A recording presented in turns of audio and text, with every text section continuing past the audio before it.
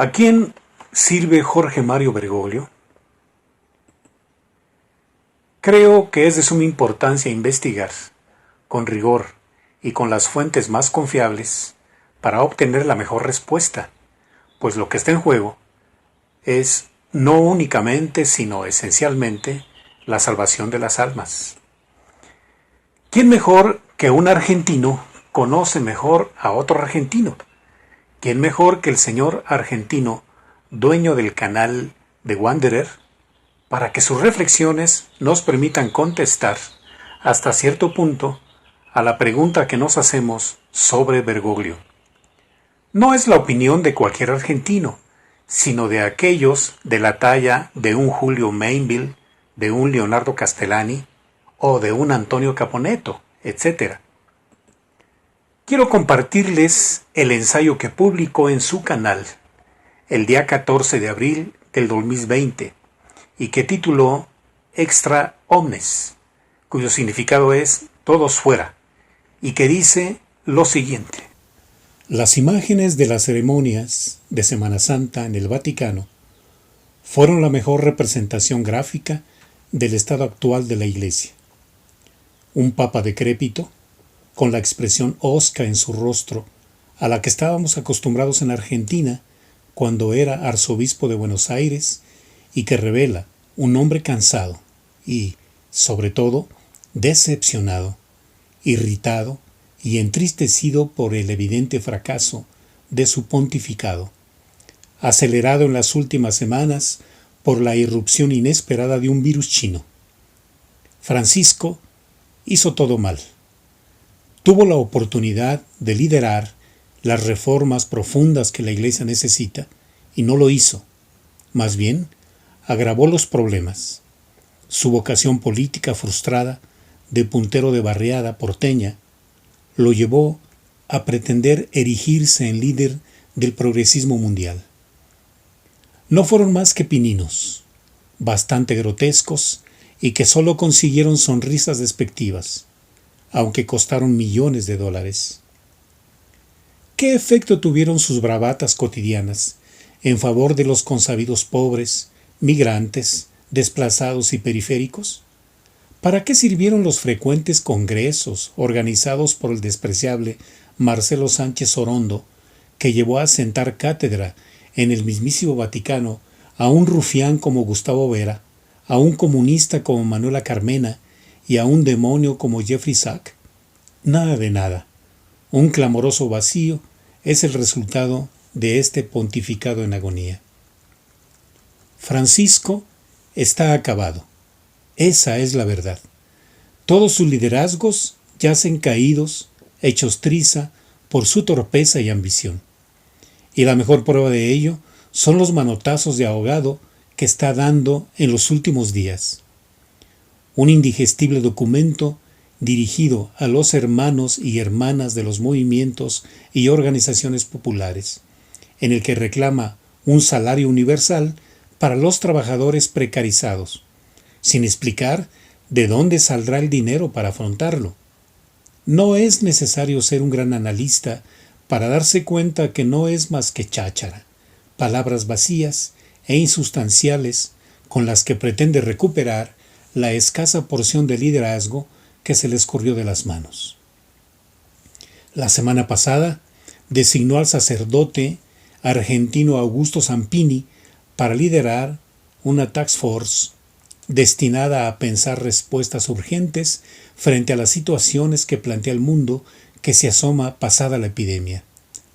Cuando leo estas noticias me pregunto si esta gente tiene realmente conciencia de quiénes son y de qué es lo que están haciendo.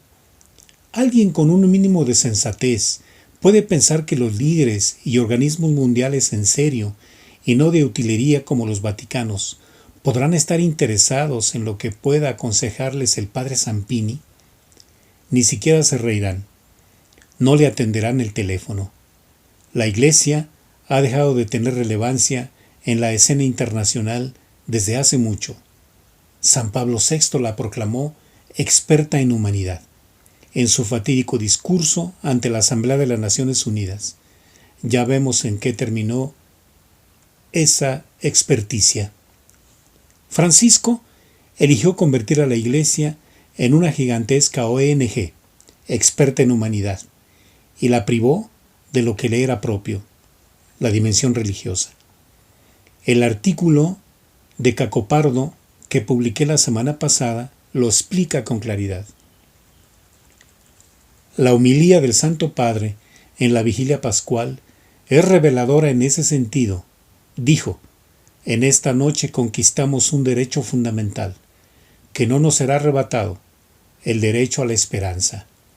La realidad es que en esa noche santa nosotros no conquistamos nada. Quien venció a la muerte con su muerte fue Jesucristo, y es Él quien nos da la vida nueva. Nos la da. Por eso, esta bella humanidad de la que habla Bergoglio no tiene derecho a nada, y mucho menos derecho a la esperanza. Todos sabemos que la esperanza es una de las 3 virtudes teologales y, como tal, nos es infundida en el alma por el bautismo como un don de Dios. La esperanza es una gracia, no un derecho, a no ser que el Papa se refiera a otro tipo de esperanza, la esperanza inmanente que se aferra al tuto andra bene y a los vespertinos aplausos universales. Sí, esa es la esperanza de Francisco, la del color de esperanza, que nos cantaban al comienzo del milenio, insulsa, humana, estúpida y destinada a estrellarse ante cualquier dificultad.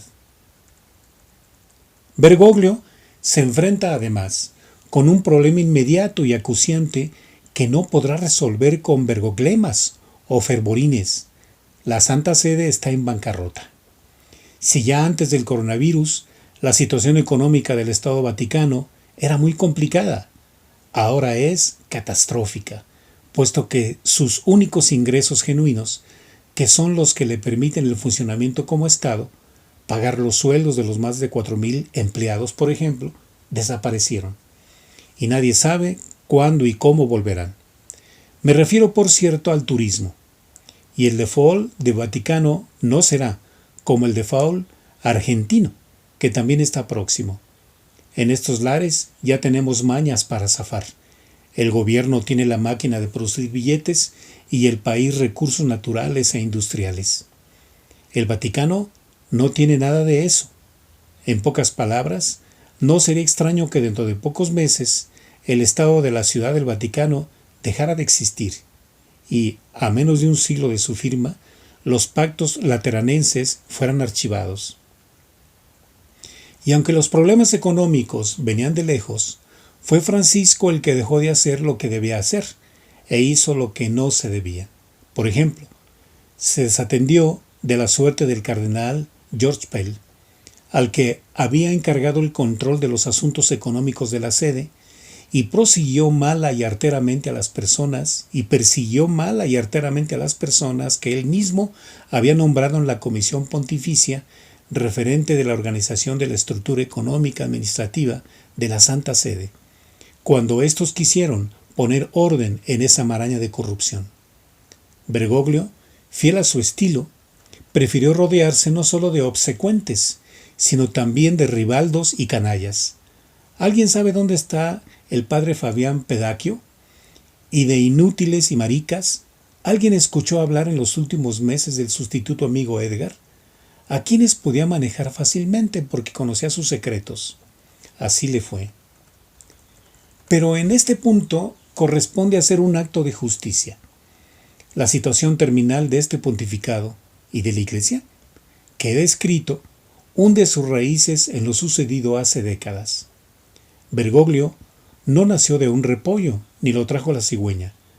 Bergoglio fue engendrado por el Concilio Vaticano II, ese magno acontecimiento que abrió al mundo las ventanas de la Iglesia. El cambio radical de la misión de la Iglesia en el mundo que vemos en el discurso y en los actos francisquistas son nada más que la conclusión lógica de lo que se impuso en el concilio. Bergoglio no inventó nada, aplicó lo que los venerables padres decidieron con su voto hace casi 60 años. Como he dicho más de una vez en este blog, Bergoglio no sería quien es si no hubiera estado precedido por quienes lo estuvo: Pablo VI, el ideólogo de la inmanentización de la Iglesia, y Juan Pablo II, sobre todo Juan Pablo II, el responsable directo de la extinción del virus, del concilio a todos los confines del mundo. Él podría haber detenido el desastre. Sin embargo, creyó que con el neoconismo, ese quedarse en el medio revestidos del color de esperanza era suficiente, y hemos terminado en un estrepitoso fracaso. Nadie sabe cómo será el mundo que vendrá cuando termine esta situación surrealista que estamos viviendo. Lo que sí sabemos es que la Iglesia, guiada por el Papa Francisco, entrará en un proceso agónico con un final expectante.